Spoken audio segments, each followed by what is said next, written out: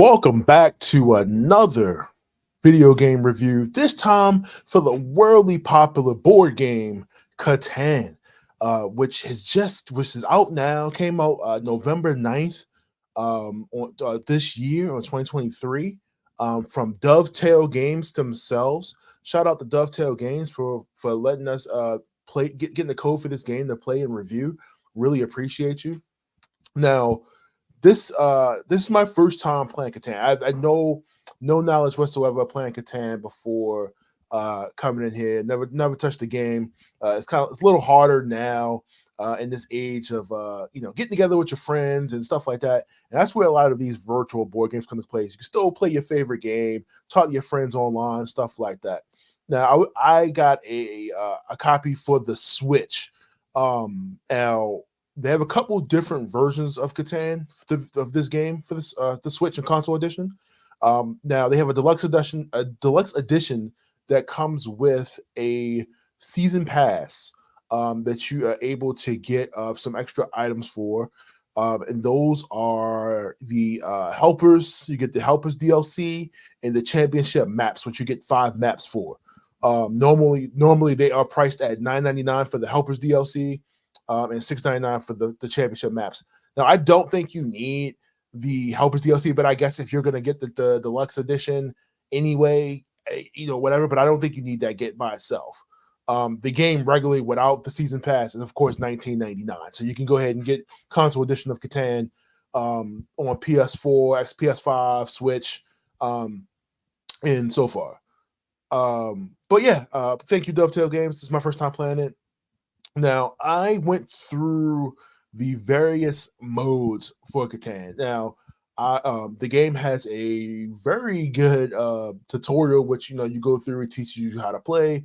If you don't know how to play Catan, pretty much the objective of the game is to earn resources to be able to build settlements and certain cards. The first player to get 10 victory points wins the game.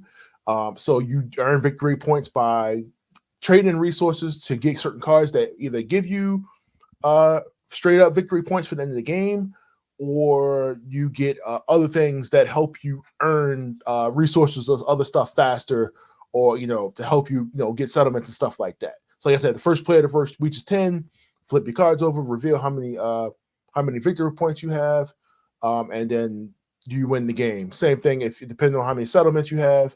A colony is like 1, and I think a settlement is 2, or vice versa. So you're able to get that, and like I said, the first person to do that wins. Like I said, I was able to play. I did the tutorial very as thorough as it could be. There's still a lot of rules, kind of background. You're confused about, like, how do you earn certain things, what gives you certain things, and then you kind of figure it out. Once you land on a certain location, you gain a certain resource. The game divides out who gets to build what where early on, which I think, like, they depending on how many people you're playing with, kind of makes that easier.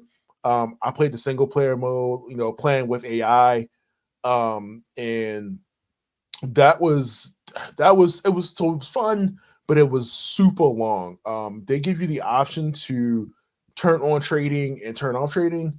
Trading is definitely one of the things that you want to do to earn resources. The player might have something that you need, and you might need something you need so that you can build what you need to get stuff going.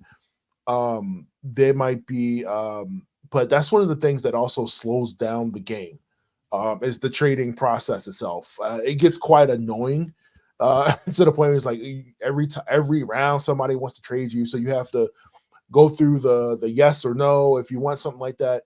I said it severely slows down the game. I'm assuming, like, I've never played the board game before, but it's probably not as ridiculous like that. Like, hey, I want to trade. I don't know. It might be faster. Everybody has to go around to decide if they want to match the offer, they want to decline it, if that player is looking for certain items. So I was able to complete a game in about 45, maybe 50 minutes. Took a while, like I said, because of the trading. And at first, I really didn't understand what the heck I was doing. Even though I did the tutorial, but the rules and stuff didn't stick in my head as much as I would have liked them to. But like I said, I was able to play a game. Ultimately, did lose. AI is way better at this game than I, because depending on how you get assigned a resource or assign, like, the spaces on where you are on the board, that could ultimately affect how your strategy and how you um, play out the game. Like I said, I lost that one. I was able to test out the multiplayer, and I was able to play locally on the couch with another player, and was able to kind of test that out. Again, about the same length of match. Again, the AI won, but you have the option, I think, play with one controller or two, and play with two controllers. Kind of got annoying, passing it back and forth and stuff like that. Weren't that far, but I just, hey, and then you go back to your turn, stuff like that. It just got a little bit annoying there. But yeah, the multiplayer's fun. Again, like I said, we lost. Um, it, Catan, I don't know. For me, Catan is not something that, like, I'm like, man, I really want to play some Catan. This is, I played it online. The online play is fine. Like I said, I think it takes even longer probably online, just because there's a little bit more hesitation. If not faster, because I feel like everybody kind of knows what they want to do. But yeah, I played online. The online's fine. It's not as smooth as it could be. This Switch version I felt like was a little choppy. Like it was trying to load in like the map and like some of the animation stuff like that. So I feel like it wasn't running as smoothly as it should have on the Switch. And I've seen games more powerful than this, run smoothly. So I don't want to say that's a development thing, or just maybe this wasn't the intended version for this to be on the Switch in the first place. It feels like this was more to like PC, or a different just a different console, the different thing in general. Maybe if I had a different version of it, I can kind of compare it. But so far, like I said, it's a little choppy, but not choppy enough where it's annoying. It's still fine. Like I said, did the online. They give you kind of, like I said, to go back in the options and kind of unlock certain things in the game as well. But like I said, my biggest drawback is to how long a game actually takes. And it's, to me, it's not as fun as like playing Monopoly or some of the other games that are potentially on there. I wish they would have, like, the base game had more, maybe like a different theme or something like that. I think would have made it more fun for me. But like just normal thing, it just was like, I just didn't like the theme. Nothing against the game and how it's played. Like it's fine. I'm sure the people who, I just went to a board game store recently and they were talking about, just regular Catan and how fun it is and how much they were looking forward to doing this. Probably because there's a lot of pieces that you just don't feel like messing with. And that's what I also like about the digital versions of these games is like, I could just jump in. There's no cleanup, and it just makes life a whole lot easier. But Dovetail, I do think, like I said, I wish I could have played the other versions to see kind of what the frame rate ever was. It seems like it takes a while to load in on the Switch, and I was playing on the OLED. The OLED is the same specs, you may obviously, but like power wise, but like the screen and everything is the OLED screen and stuff like that, which looks crispy. So it's perfect. It's a perfect on the go game on a plane. If you're sitting around your party and I just want to play Catan, I would highly recommend everybody have their own controller if you're gonna do a multiplayer locally. Because sharing a controller just sucks. It's just it just makes the game go longer for no reason when you're only pushing like one or two buttons. So other than that, like I said, it's a good game. 4 people can play it at a time. They do let you, like I said, earn stuff and customize your characters. And customize like your tab. You can create that. Not a lot of variety, but just enough for you to, like, if you're playing normally anyway, it should just unlock itself. But like I said, check out Catan. If you love the board game, you're gonna love this.